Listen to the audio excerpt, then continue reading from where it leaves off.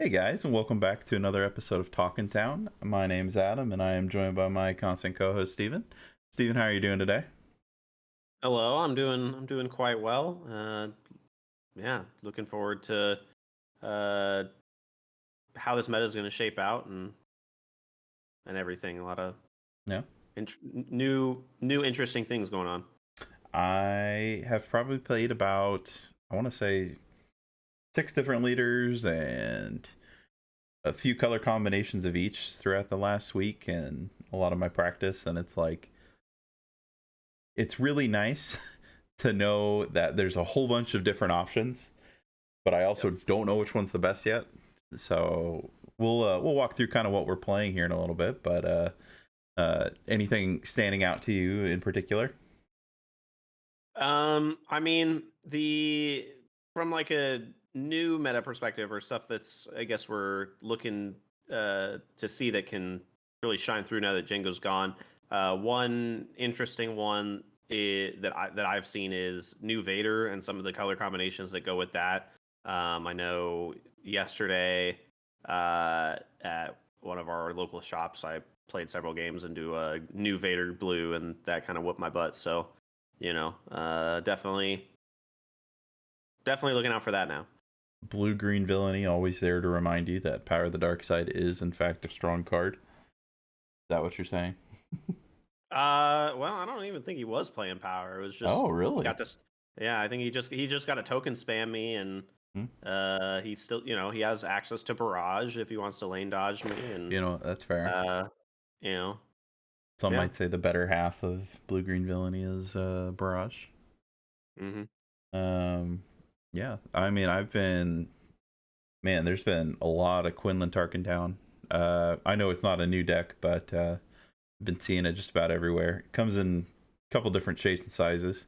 It's got the Rebel version is still around here and there, but the Hand Hate version is probably still the stronger one of the two at the moment.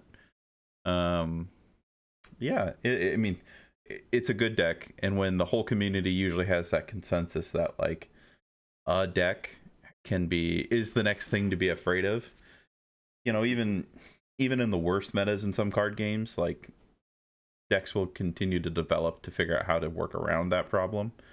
I don't think it's going to be like, Django level, like we got to worry about this kind of stuff, even though like Force Throw might be a problem eventually. But right now, I think we're in a pretty healthy place. Yeah, Oh, I mean, with Quinlan specifically, at least kind of the way that I see it, and maybe I just don't know what it is yet, but it doesn't feel like it feels like Quinlan is kind of the deck where it's like I don't have weaknesses per mhm. se. Like he doesn't necessarily have abysmal matchups, right? Like he either has very favorable matchups or it's very, 50-50. He doesn't seem like he's too behind in any scenario. You can win pretty much every matchup. Yeah, it when he plays really well on curve, and if you have to play in on curve into him, it gets to be like, all right, when does this Tarkin Town go live? And I think the biggest thing to answer is something we were dealing with when with Django deploys was uh how long does his Quinlan stick on the board? And the ground units that he's playing towards usually, if you don't deal with them fast enough, they will just deal 3 damage on every swing to your base. Uh, the Plo Koon and the Han are also just I mean they're great closers. That's what the deck's supposed to do. It tops out kind of low, uh, hits pretty hard, and kind of I mean it plays yellow really well. I'll just say that. Yeah. So, with that, we've kind of I mean you brought it up there at the beginning, but I also have been playing a decent amount of Vader in a few different colors this week.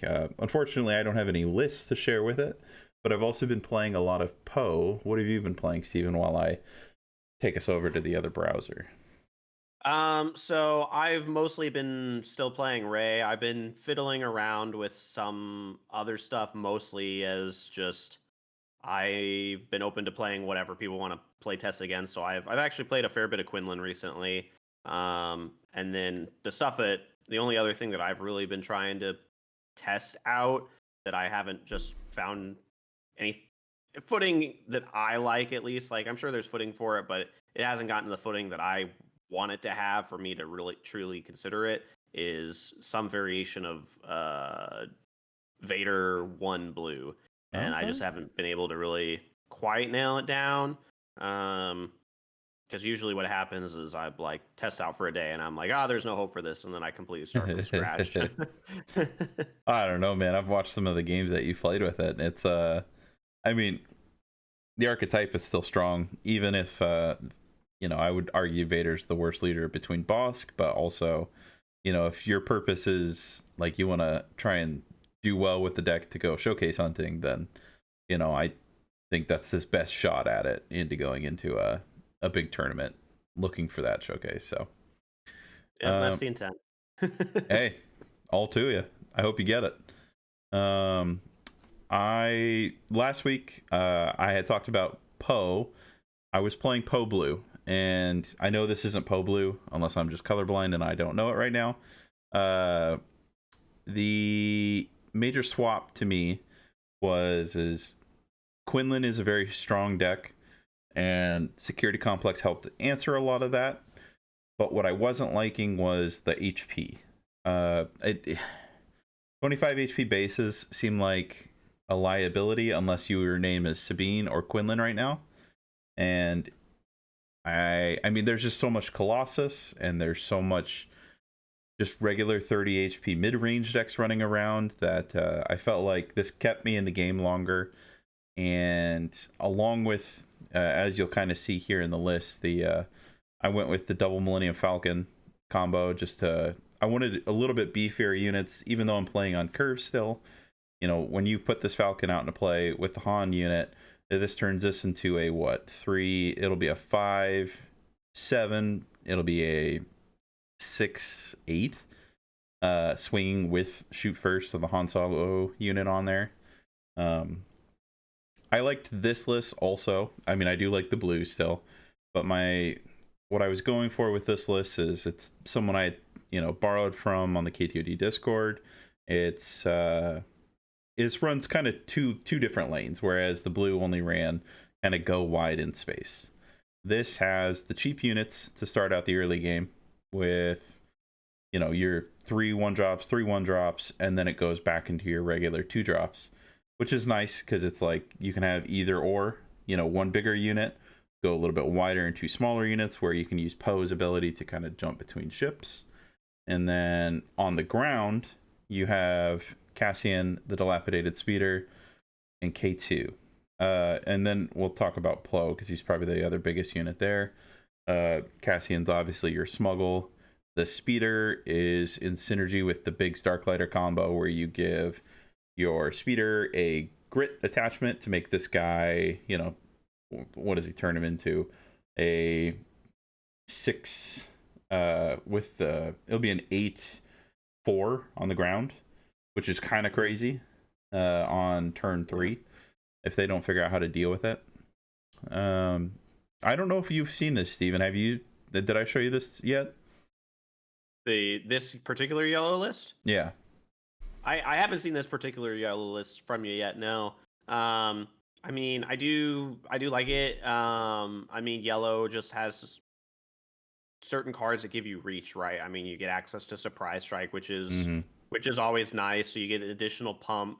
I mean, you've got access to Falcon now, which is just going to be a better closer because it just gives you something to, smack them for just enough. Immediate yeah, and I think this variant too, because I don't think in your blue variant really, you have access to the 1-drops in the same way. So it's like when you play these, I mean, you can flip Poe immediately on them, and you've got either in the case of the Republic Y-wing, that's what that called, right? And then you have a 3/4 turn 1, and then or you have a 4/4.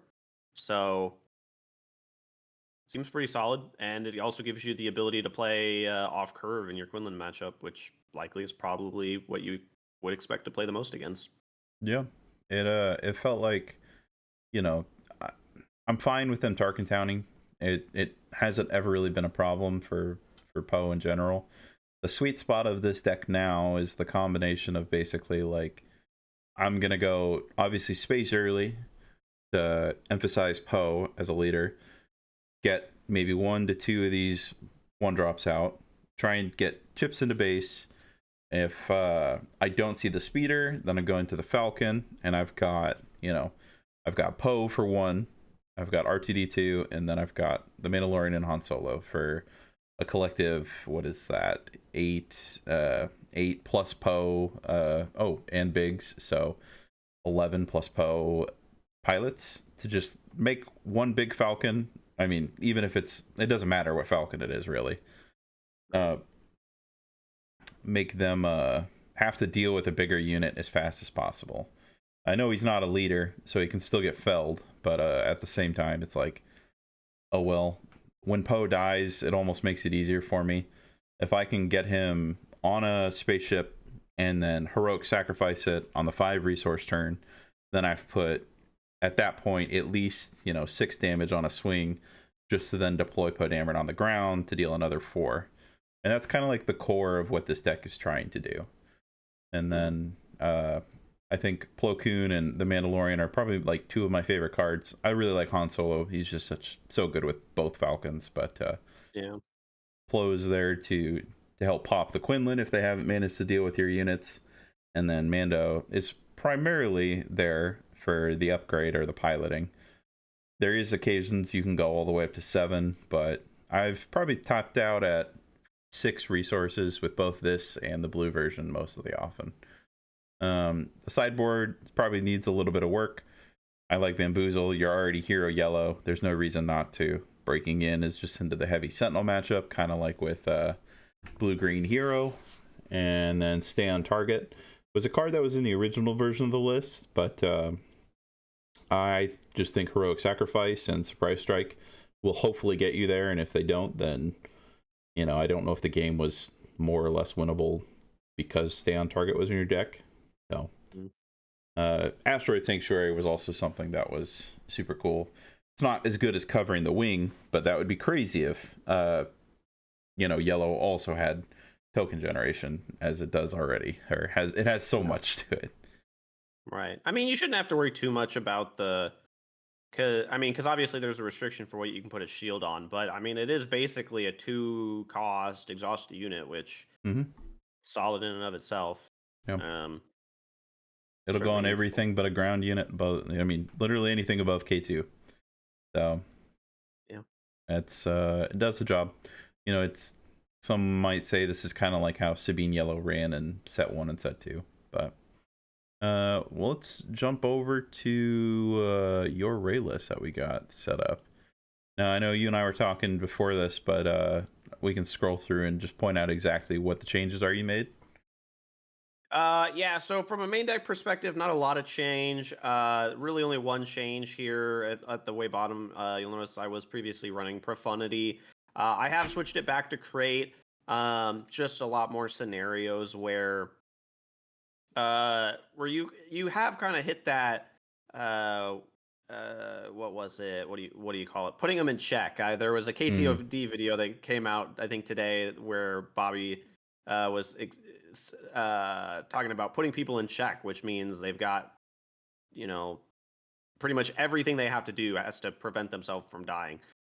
So it's just one of those things of you drop Crate and they just have too much damage on their base for it to manage, and obviously it's going to be much better into control than Profundity. It's just generally is going to be more useful. I was liking the Profundity initially, just with I usually feel like I can grind out the games just based off of advantage more typically, but I, in testing, noticed some scenarios where I was like, I actually would have won this game so much sooner if I just had the Crate. So that's really the main thing from the sideboard perspective.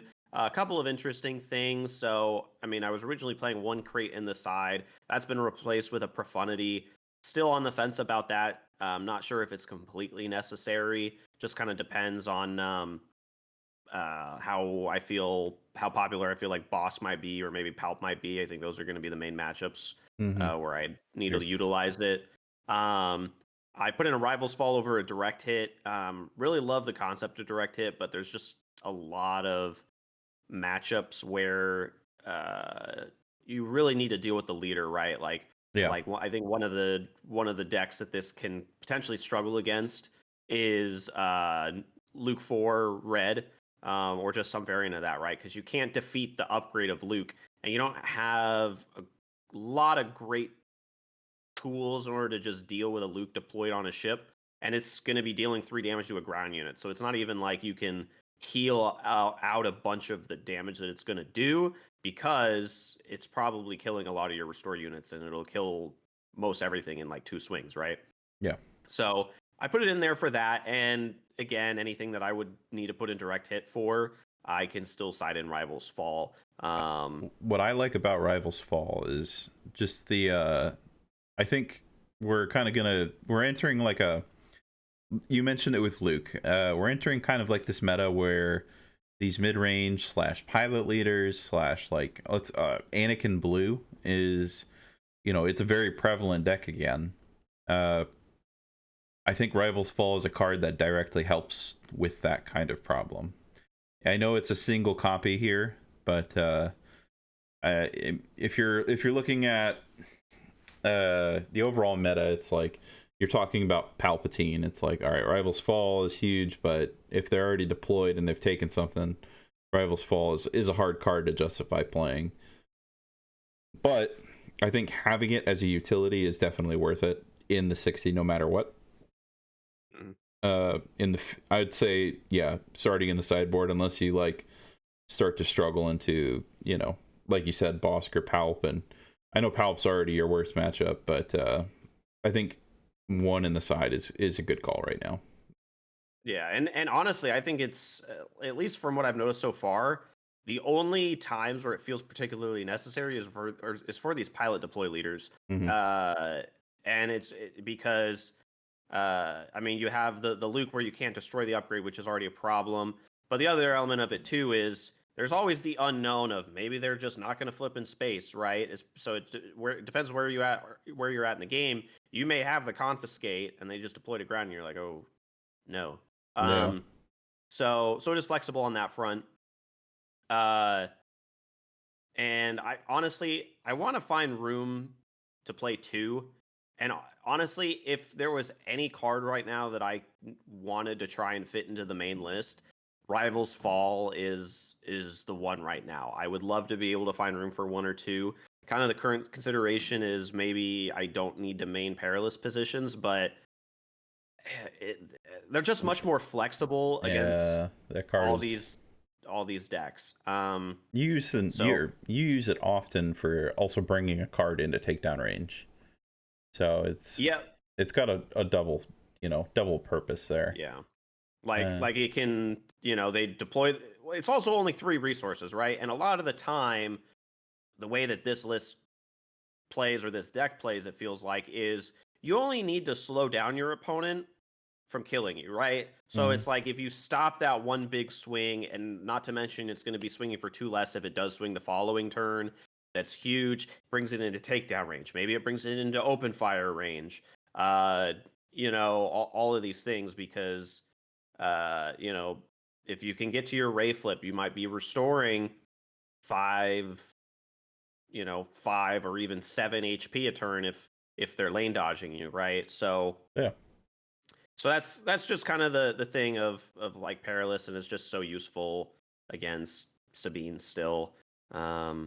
But yeah, that other than that, the main thing is Stila Guerrera is in the sideboard now. I was previously playing K2, and I just thought to myself, I was like, well, I was playing K2 in this spot, and I loved K2.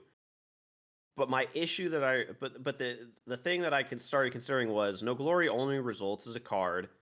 So if I play K2 and they immediately No Glory it, it is so incredibly bad for me, because at this 5 resource turn, I usually can't afford to just have to discard a card, right? Because either Mm-hmm. I'm having to get rid of a card that I'm going to need for this control matchup, or I'm probably not going to be able to not have a very effective turn.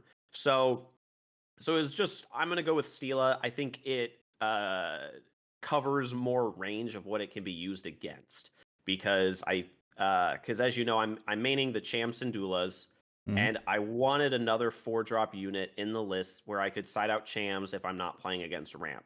And normally that was K2 because it was just good, but I went with the Stila because there is still a significant amount of hand hate that's going around right now, and Stila is going to help manage that. I think it's a And good I call don't really. into if you were to go into a tournament expecting to play at least like a Quinlan or two Quinlans in Swiss, then I think Stila is just a considerable card to at least put in the 60. It the resource, or not the resource, but like the ability to keep you in the game from, same with Cham, you know, obviously you don't have to resource on 5 or on on 5 or 4. No, sorry, 5 on turn 5. To keep cards in your hand, smuggle something down, or not smuggle it, but you know, add it to the rear resource pile. It just keeps you in the game in a way that, in case hand control ever got wildly absurd, which it's in a really good spot right now. But I think these two cards help prep that very well. Yeah. And if you're playing against a blue villainy that's not running ramp, whether that's red or yellow, I still think K2 is arguably going to hurt them more, but it's also potentially going to hurt you more. And I'm perfectly fine with just gaining an extra card against an extra 2 cards against control. Yeah. Oh, I can dig for my Fell the Dragon and just let it sit in my hand now, or I can dig for the pillage, right? So I think that K2 is kind of like how Boba or Fett's Fire Spray functioned when Django became popular. It's like he's one of several cards now in Hero, or just like in this archetype in general, that it's situational. We've kind of filled out the card pool. Like you have your Kanan, who's almost always in the list for Hero Blue, and then you have Cham, who's in there into the counter ramp matchup. You have K2 in there just specifically for like, I need to put damage on the board matchup. Obviously, you know, no glory, only results did swing that, but in the matchup set, he wouldn't be in there. It's still a very strong card, and the Overwhelm is something that people kind of sleep on, but the card pool for 4s is really good right now. I also just have to admit that your moisture farmers are very annoying. And we can move on to the next topic. Let's go over here. We'll go back to the main one. All right. We will be, this weekend is the Richmond Sector Qualifiers. I know we talked about how the meta is kind of brand new and wide open. I mean, we've talked about it now for a couple weeks. It's still perfectly refreshing to me that this is the way the game is right now. Like I said, I've probably played more different leaders in the last 2 weeks than I have at most points in the last year. What do you think that a top 8 would look like right now? We can construct it together, but what's your not Quinlan, what's your first guess? So that's not Quinlan. What would be my first guess? Yeah. Well, I think it's another cheat. I mean, you're going to get at least one Sabine, I feel. Okay, yeah, I agree with that. That's fair. Would you say that a Han green or a Han yellow? Han green would have been my next guess. Han green, okay. Yeah, if I had to guess right now, since we kind of touched on those 3, I would suspect we'd see 2 Quinlans, 1 Sabine, 1 Han green, and then moving on from that, I think we'll probably get 2 villainy blue type decks. Do you think it'll go as tall as Palp? I don't. So that is going to be my spicy prediction, and I don't know that it's a prediction so much as me praying, but I'm going to say no Palp tops. Okay.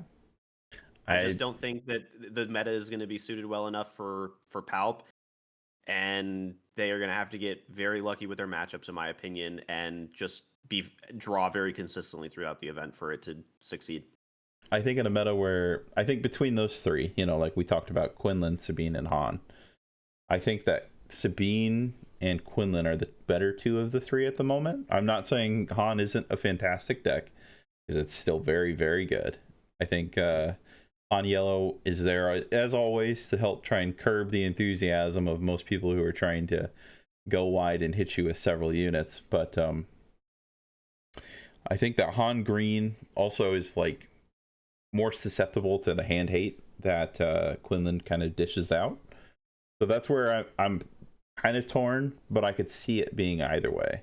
I think that a better Han Yellow player might go deeper into a tournament just because of that fact, that they don't have to always expend their whole hand to deal with. I mean, they probably will most of the time anyway, but without DJ...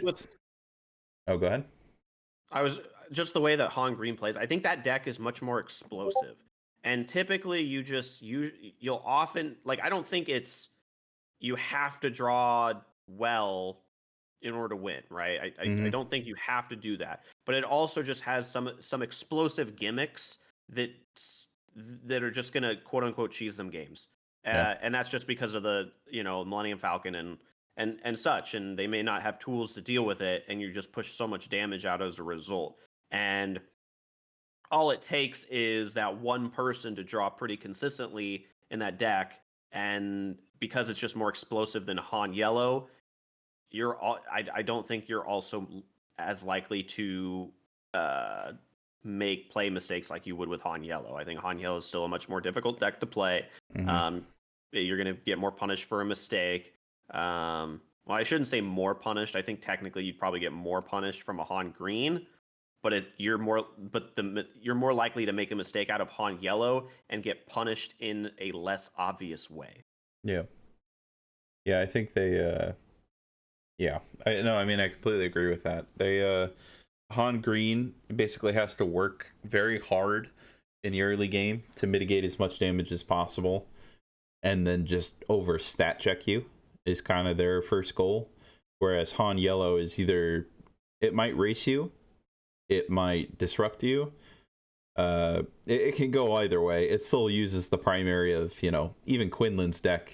It's like 50-50 of, or not 50-50. It has about 50% of the Quinlan deck inside of the same list. So it's still going to hit you with the Ahsoka, the Spark of Rebellion, maybe, if they're in the main. The Kira, it's like the card pool is so shared that you can't expect one to not do as well as the other, in my opinion. And it's still Han. They have a second hand still. Yeah, they have their second hand. They have inherent ramp, and they oh my gosh, what was that? Oh, the other thing I was going to mention about Han Green is we're not really seeing much of the Han sevens or the Han roulette, whatever everyone wanted to call it. I don't think that's around as much as it was before, which is kind of good. I mean, you can't really rely on U-wing reinforcement right now as much as you used to.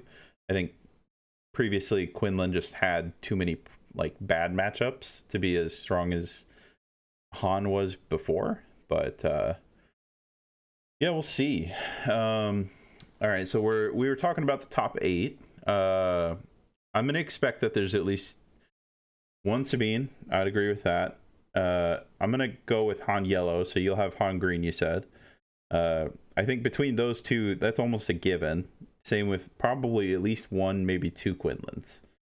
So then we got 4 spots to fill. You said 2 hero or 2 green-blue villainies, right? I didn't specify secondary color. I said 2 blue villainies. Blue villainies. Okay, so boss could be included, basically. So I think that could be Kira. I think that could be Piet. I think that could be Bosk. I think that could be, maybe Vader 1, but that's probably a fair bit down. Or it could be some really dumb, super control deck like blue yellow and just that which everyone hates. Watch Cad. Don't forget Cad. Oh yeah, Cad. Yeah, Cad. Yeah, thank you. I wanted to say Thrall, and I'm like, nah, I'm not gonna say that. But Cad Yellow and Cad Green and Cad Red are all just kind of looming there, and I don't want to see any of them. I don't want to see a darn single one of those guys. They are still some of my least enjoyable matchups, for at least the stuff I've been playing, but also just like in general. I think McClunky and Cad Ping is such a inherently strong combo that it can just take over a game starting by like turn 2, depending on how aggressive they want to be. But I just hate Bazine. I just hate the fact that they can play Bazine, and they always have an because obviously with a control deck, the idea is you're going to play a card, they're going to remove it. You're going to play a card, they're going to remove it. And at some point, there's going to be a lull, and they're just going to be like Bazine. And now this, it just... And it's smuggleable. That's the other thing. The fact that it's smuggleable is just really rough. It's such a good card. It is such a good card. In a game where, even though we draw 2 at the beginning of every turn, I don't know. It will bend a game backwards if you just aren't keeping a mindful eye that, your hand can't be like 1 or 2. Like, if you draw poorly on one turn and you only have 3 cards in your hand, that one maybe playable card suddenly might just be tossed away, which is really unfortunate. But whoever made that one, I don't like you, but good job. So yeah, I would definitely put a CAD of some color. I don't know what one yet. I think that CAD has always been, like the anti aggro deck in regards to both kind of Tarkin Town and CAD 30 HP green, which is really cool that he can do that. I hate it. But he is just this nuisance that you got to figure out how to deal with, or at least build around. He might be one of the better, if not. Yeah, I wouldn't know where to place him right now. That's a tough one. I definitely would say that we could assume one slot for a CAD deck of some color. So we've got a CAD, Sabine, Han, 2 Quinlins. We got to figure out the last 3, which would be, like you said, at least 2 blue villains. So I'd probably guess like one boss can slip his way in there. In a meta with so much Quinlan and so much Sabine, that's, it's a Swiss tournament. Obviously, anybody can do it if you hit the right stuff all the way up. But that's a tall ask, in my opinion. But maybe I'm just not well versed in that matchup. How would you feel? I think I still think Boss can do it. I mean, it's you just have so many tools to just make it so out of reach for your opponent, right? So yeah, that's kind of really it. I mean, drawing 4 cards is kind of good. Yeah, that's fair.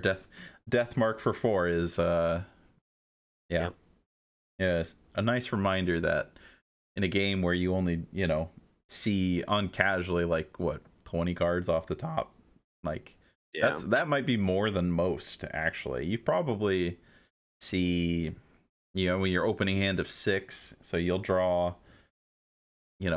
what is that, 7 turns is 14 more cards, so 20 cards. The game's usually probably over by then. So yeah.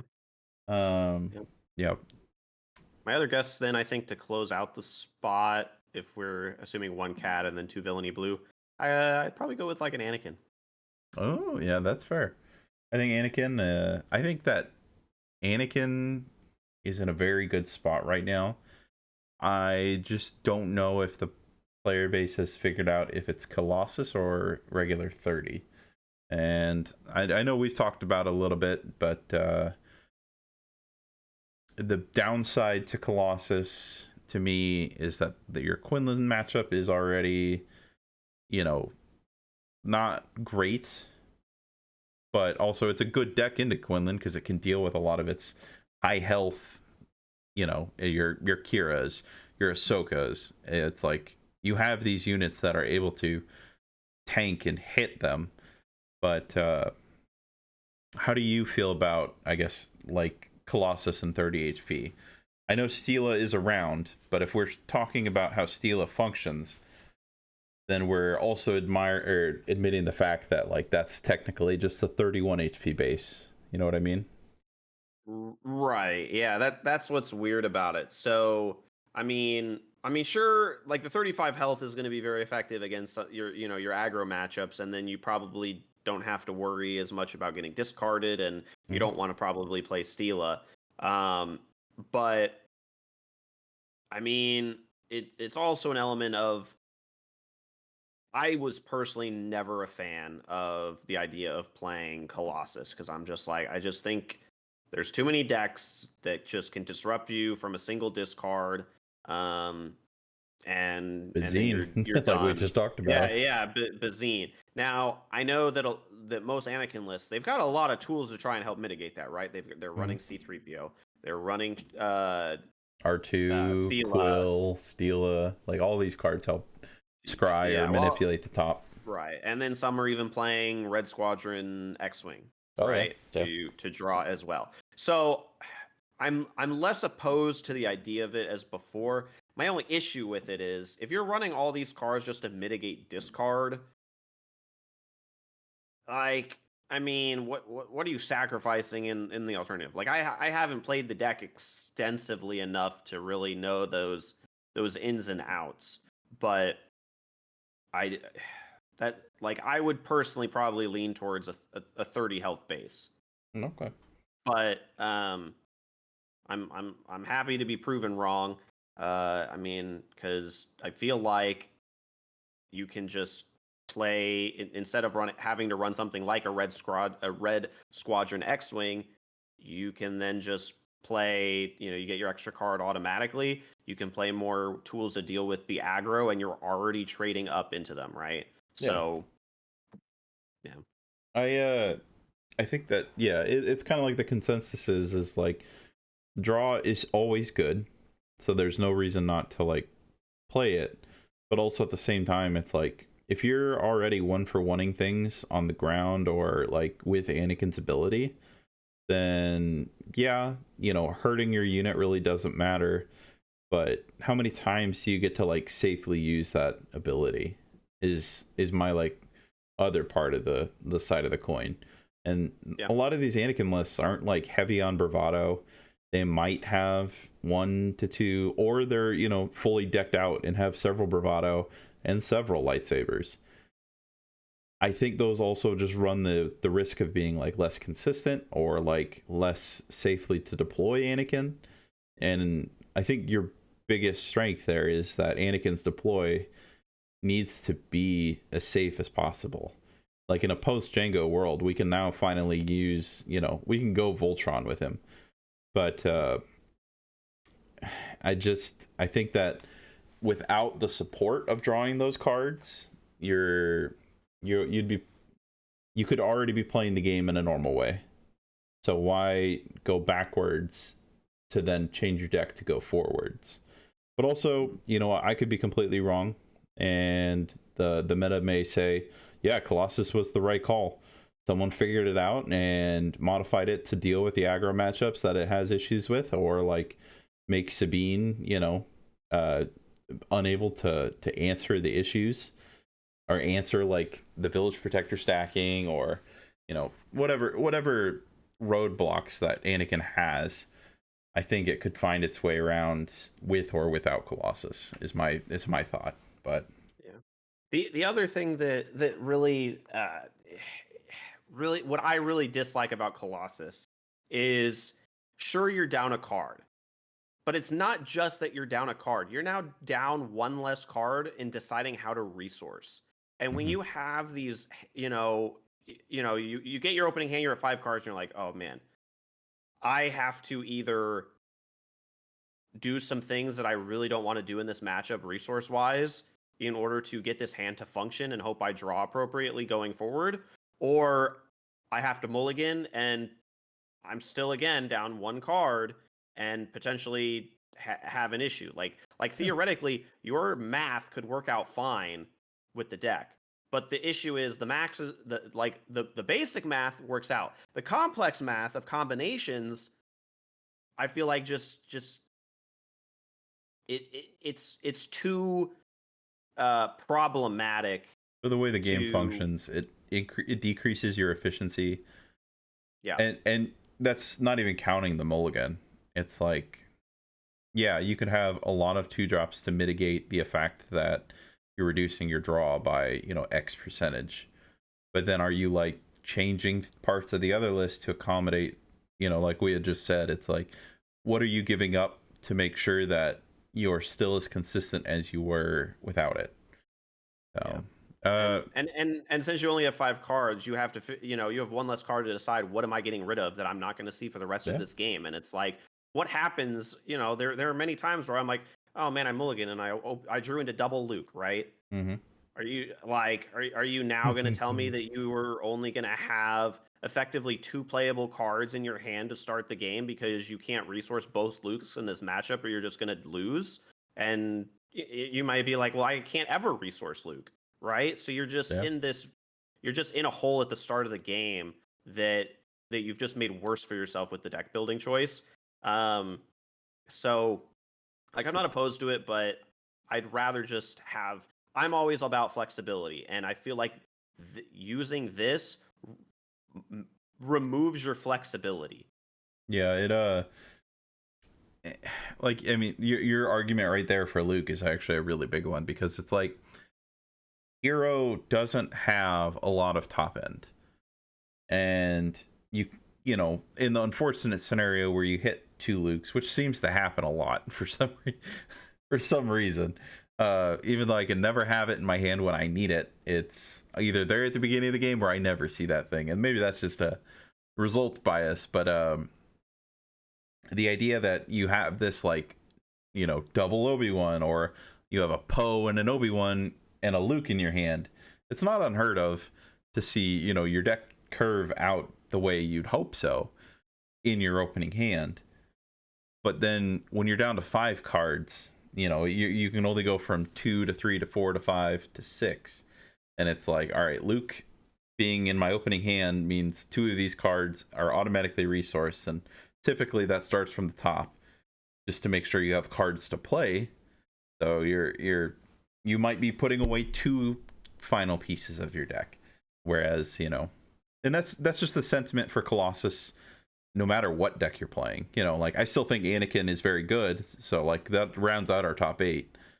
But like, even Piet Colossus, and I think Piet Colossus might be the better shell of those 2, but I also don't think Piet's in a place right now that we should be super concerned with. Yeah, So I think Blue Villainy can also just get away with it better. yeah, Barrage is, like you said earlier, crazy.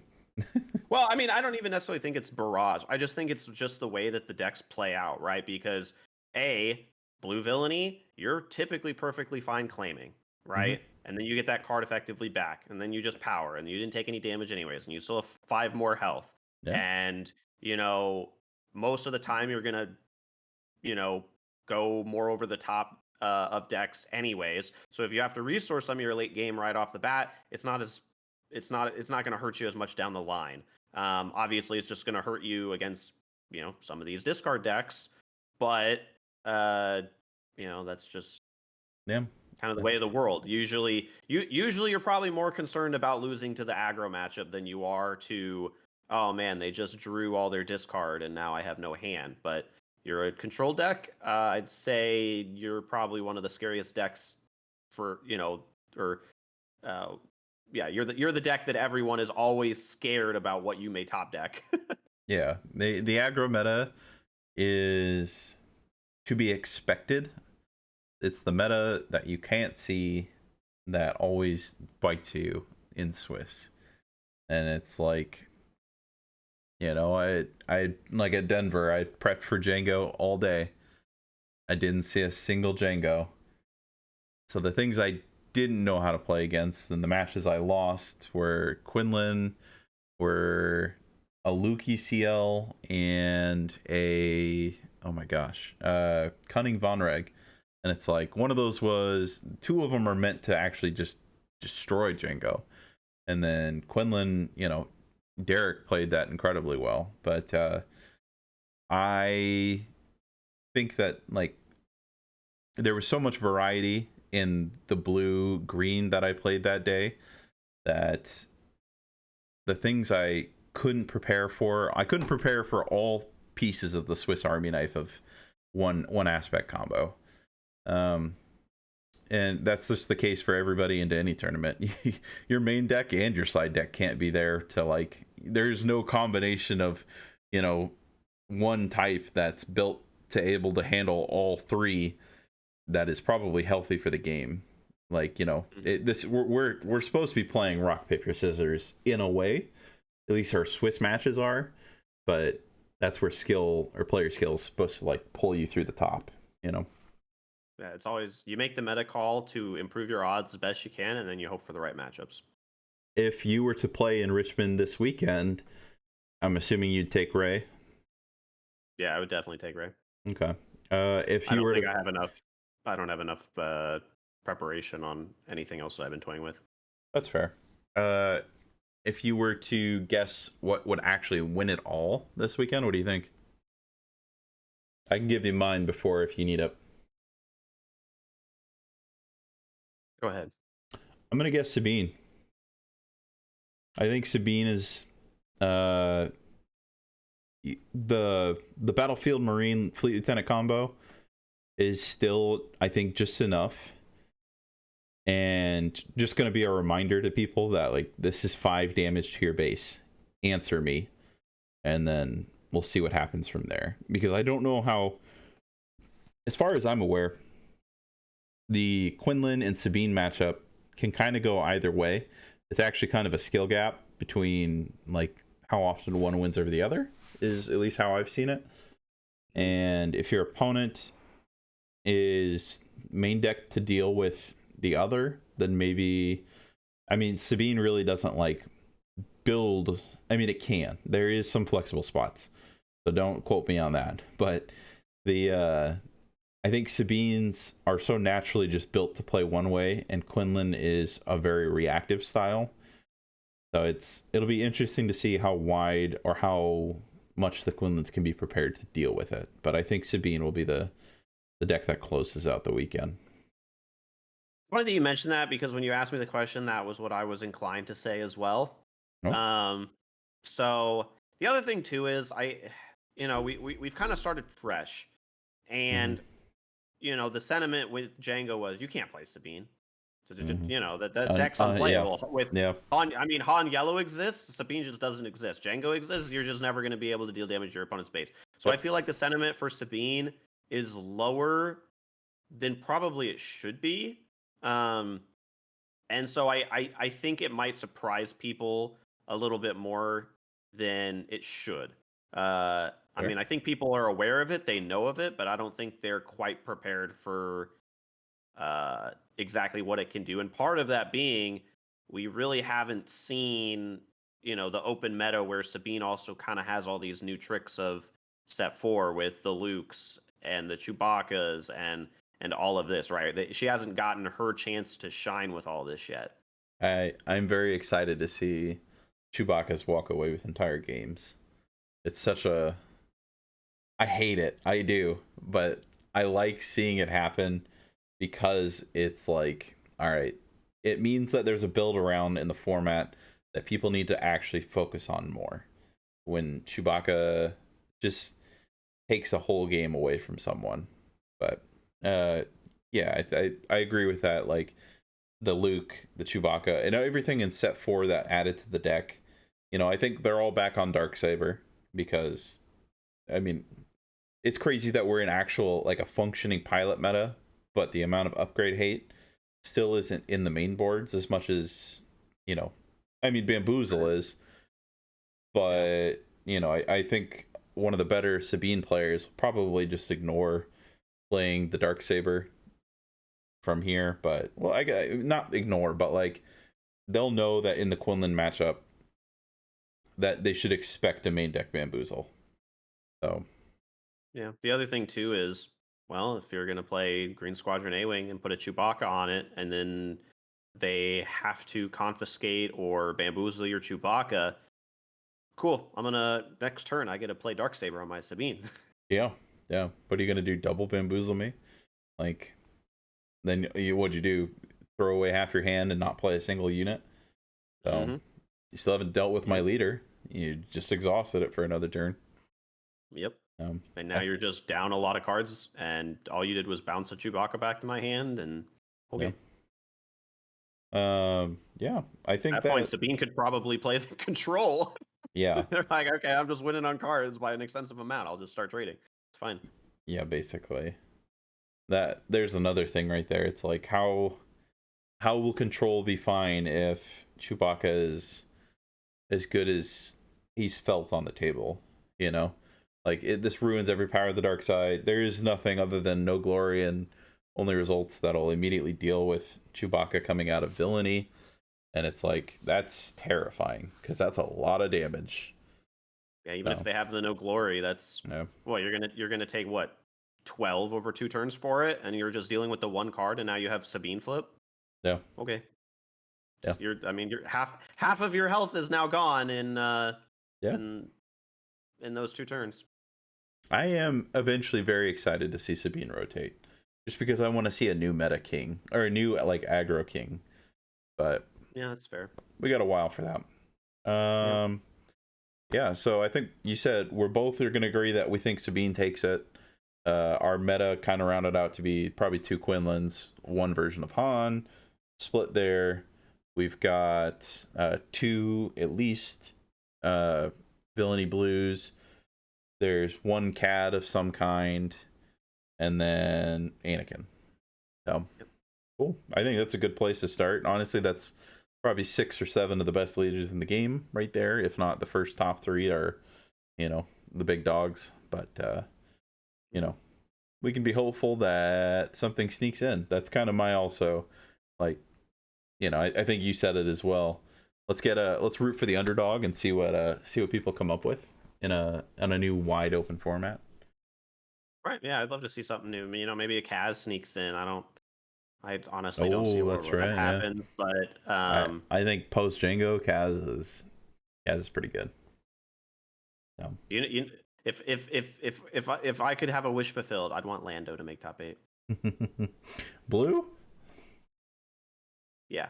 Or Okay. he's already blue. No, it'd be Lando Yeah, yeah. Sorry, the new Lando 4. Lando 4. Yeah. Lando 4 probably green, I think. Yeah, that would be Yeah. I that's the last matchup I kind of want to see. I don't want to see any hero blue greens. I just want to run my head into a wall when I see that match. it's really good. There's nothing wrong with it. I just every U-wing reinforcement's just like, all right, did they hit the Luke or did they hit the 2 Sentinels? Did they hit? Mm, And then you're just like, all right, my head hurts even more.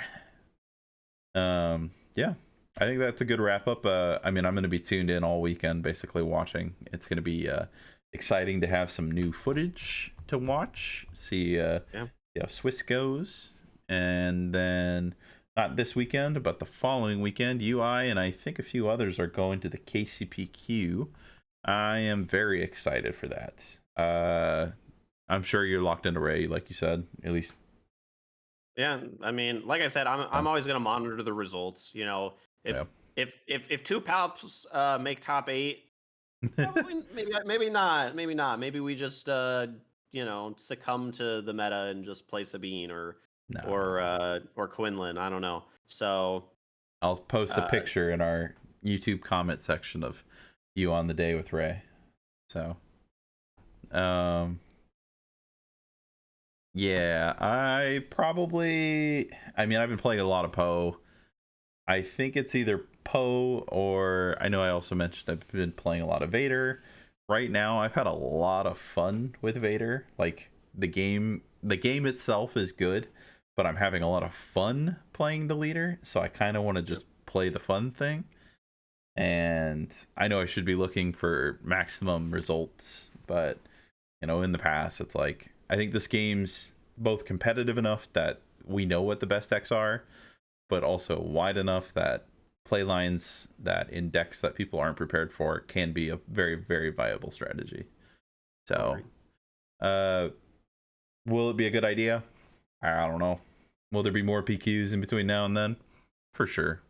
So, What's the I worst was gonna that could say, I happen? mean, we've got at least in our area, we've got the one in Kansas City first week of May here, and then we've got 2 back-to-back weeks in Iowa Yeah, all the way back in in June, June.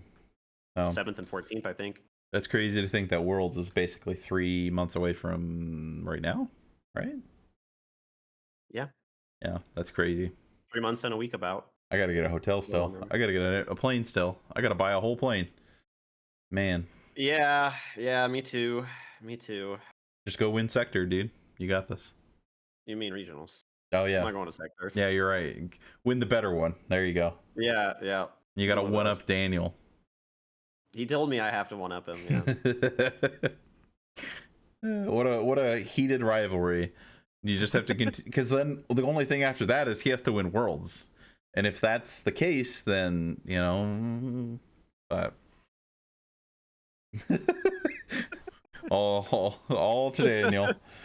Oh man, still that was a wild day.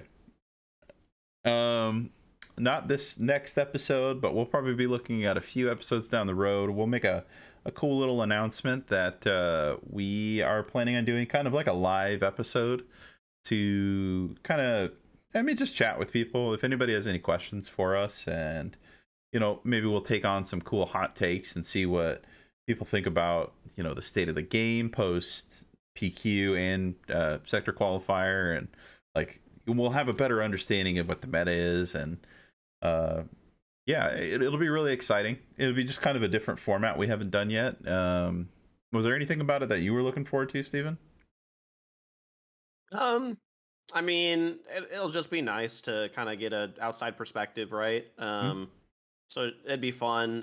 Definitely get a feel for some things that we aren't considering, or just Yeah, I mean, it could be anything, right? I mean, it could be talks about future sets, or yeah, certain ways that FFG should handle things, or right, like it's that'll who knows also what's on be yeah, the that'll people's also mind. be 2 weeks before the regional, so it's like maybe Mhm. someone's like, what should I play, or how Yeah, should my sideboard look? I'm open to anything. uh maybe we deck doctor. yeah, we can be deck doctors, and it doesn't matter. We're here to talk with you guys, talk with each other.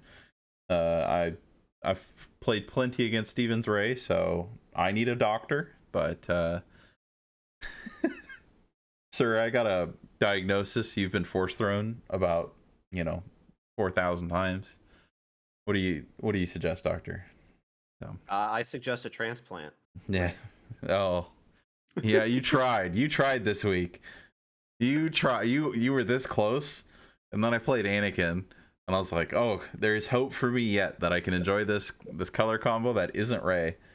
And then I I didn't even realize I have 6 Cassians, and I was like, I gotta put another deck together. I have to put Anakin together, and I didn't have any more, and I didn't want to like transplant the cards, and then Mm. I was like, all right, I need to be like a two deck Andy, and just go back to like actually focusing, because I was about to have probably like 4 or 5 decks put together, and that would not have been very productive. So I getcha. Yeah, I know. I think I need to grind out like 6 games against decks, even with Ray, just so I can work out siding and mm, such. yeah, well, I'm sure we'll figure out some time to practice. Um, yeah, we are just about an hour. Any last minute comments, concerns, questions, uh, things you saw on the force? Hmm. Nothing really comes to mind. Uh, Really just a matter of I think it'll be interesting to see as we get more spoilers coming out for the next set. I know we've seen a few come out already that are just blowing people's minds. True, that That, Count Dooku. yep, Count Dooku, Darcidius. Oh, the card. That's gonna be an incredible set to draft. It's Like, it's gonna be I'm something else. so excited.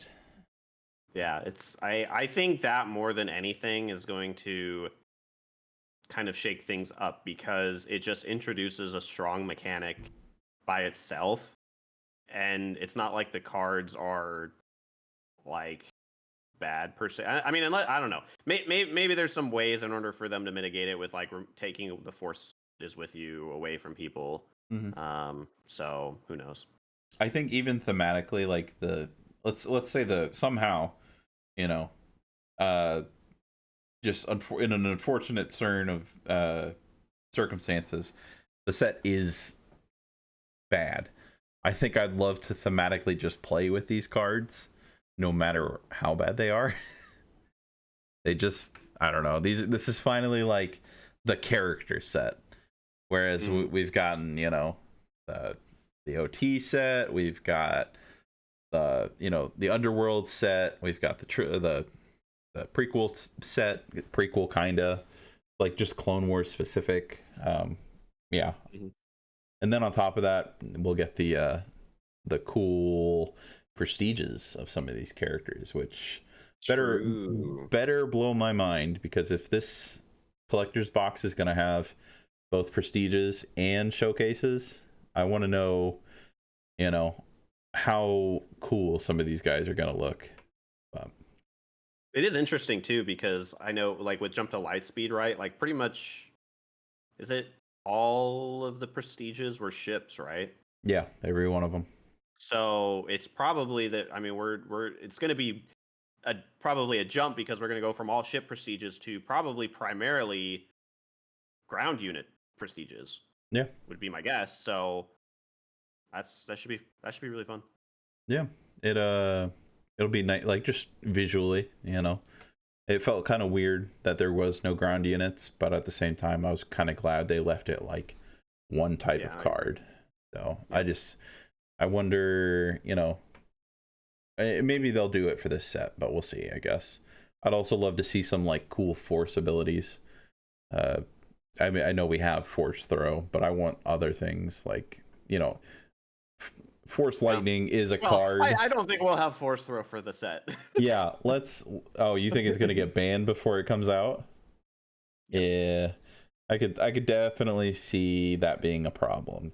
Imagine there's like 4 more Quinlan style decks that all run red because they can force throw you. They can force, yep. Imagine how many red yellow decks we'll get. Yep. Oh, I'm gonna Ahsoka you. I'm gonna force throw you. And then you still get to play Ezra and all this jazz. So yeah. And then you can Quinlan, or you can what do you call it? You can then Target them? No, you can then Qui-Gon bounce it and then replay it. No, true. I'm sorry, you can't replay it. It has to be less than what it is. So I think the people who are looking at Qui-Gon lines right now are just finding wild things. It'll be. I'm genuinely terrified of how good that card is, but you know, it's somehow it's like always the starter cards never seem to pop up immediately. So maybe I'm just overthinking it, but we also have a lot of the set to see. Yep. All right, and with that, we'll send you guys on out of here. But thank you as always for checking out the content. If you haven't already, please like, subscribe, comment. There is no doggo in this one. I know, Justin, you're going to leave a comment somewhere. I appreciate it. I am sorry. He is being a bad boy and needs to kind of go to bed at a decent time now. Yeah.